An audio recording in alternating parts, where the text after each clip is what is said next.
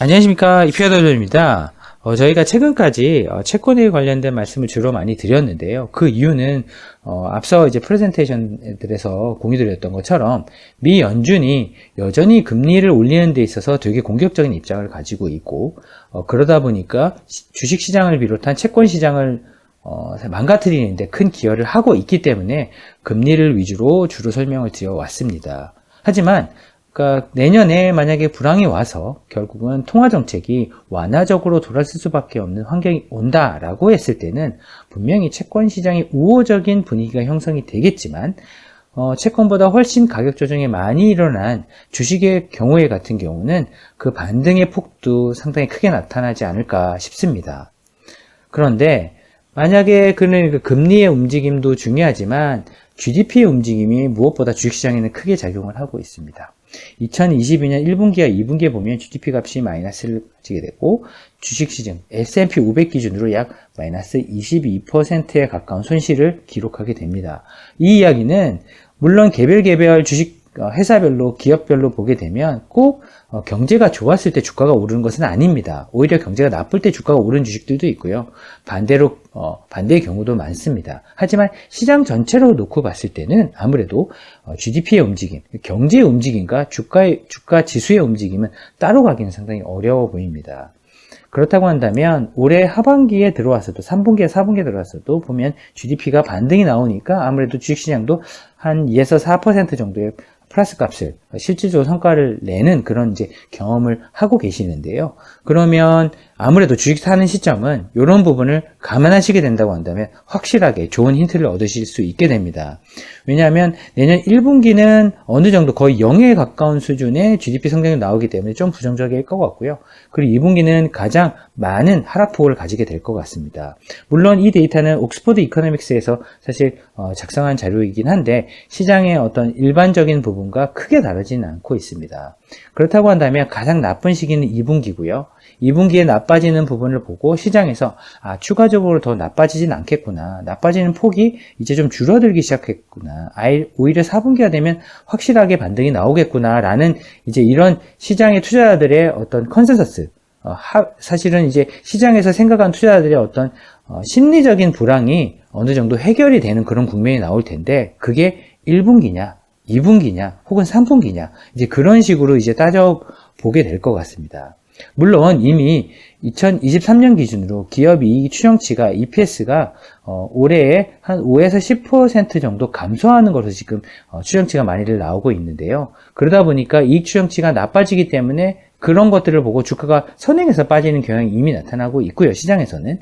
그런데 그런 부분이 내년에 봤을 때 마치 GDP처럼 추가적으로 더 나빠지지는 않겠구나 라는 부분을 확인하게 된다고 한다면 오히려 우려가 줄어들게 되고 향후에 개선될 수 있는 부분에 집중을 하면서 얼마나 개선이 될까? 1.1% 정도의 GDP 성장률이 4분기에 나오는 걸로 봤었는데 혹은 2%가 나오지 않을까?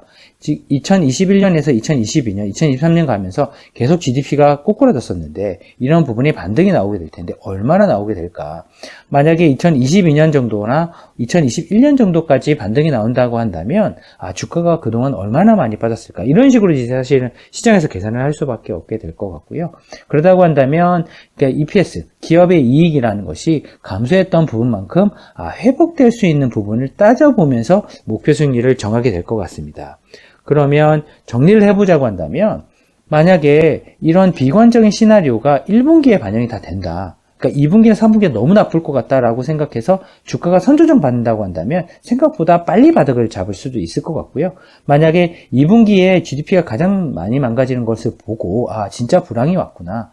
향후에 주식시장은 안 되겠는데 라고 해서 2분기가 가장 비관적인 순간이 온다고 한다면 그때가 가장 주식을 편입할 수 있는 가장 싼 국면이 될 가능성이 높아 보입니다. 왜냐하면 3분기나 4분기가 2분기만큼은 나빠지지 않을 것이기 때문에 아무래도 이익 추정치의 하향 속도도 훨씬 둔화되지 않을까 싶습니다. 따라서 이런 EPS, 이익 추정치의 둔화 속도를 보시고요. 그리고 GDP가 기존에 예상했던 것 수준 이상으로 나빠지는지 체크를 하신다고 한다면 그 분기가 아마 투자하기에 가장 좋은 적기가 아닐까 싶습니다. 왜냐하면 투자자들이 비슷한 생각을 하고 그때부터 주식을 사기 시작할 것이기 때문에 그런 부분을 2분기가 되었건 1분기가 되었건 3분기가 되었건 그 구간 안에서 분명히 이 두 가지 1번 EPS 추정치와 2번 GDP 수정 변경 사항을 동시에 확인하시고 아마 접근을 한다고 한다면 전체적인 측면과 개별 회사나 종목적인 측면에서 동시에 확인하시는 부분이 될 것이기 때문에 아무래도 그때 주식을 투자하는 것이 가장 조금 안전하면서도 확실하게 어떤 주가 어떤 바닥 근처에서 편입할 수 있는 좋은 가격에서 편입할 수 있는 아마 마켓 타이밍이 되지 않을까 싶습니다. 저희가 만약에 정책금리가 시장이 예상한 것보다 더 올리게 된다고 한다면 이런 부분이 분명히 더 조정받을 수 있을 것 같고요. 그러니까 둘 다 조정받겠죠. EPS도 조정받고 GDP도 조정받겠죠. 하지만 반대로 생각보다 인플레이션이 좀 빨리 잡히게 돼서 이런 부분이 시장에서 생각보다 금리를 더 많이 올리지 않겠는데 생각이 되는 순간 이 추정치도 예상한 것보다 더 나빠지진 않겠구나. 오히려 빨리 좋아질 수도 있겠구나. 혹은 GDP 수치가 지금 되게 부정적으로 형성이 되어 있었는데 내년에 거의 0 수준까지 GDP가 줄어들 것으로 봤었는데 GDP 증가율이 오히려 약간 플러스를 기록할 수도 있겠구나라고 이제 생각하는 시점이 아마도 가장 투자하기에 가장 적합한 시점이 될 것 같습니다. 그러면 저희가 이제 개별 지역이라든지 시장이라든지 이런 부분에 대해서는 오늘 말씀을 드리지 못했는데요. 그 부분도 저희가 추후에 요런 이제 기업의 이익과 그리고 이런 이제 거시적인 GDP의 증가율에 따른 부분을 고려를 해서 저희가 또 구성을 해서 또 한번 공유 드리도록 하겠습니다. 감사합니다.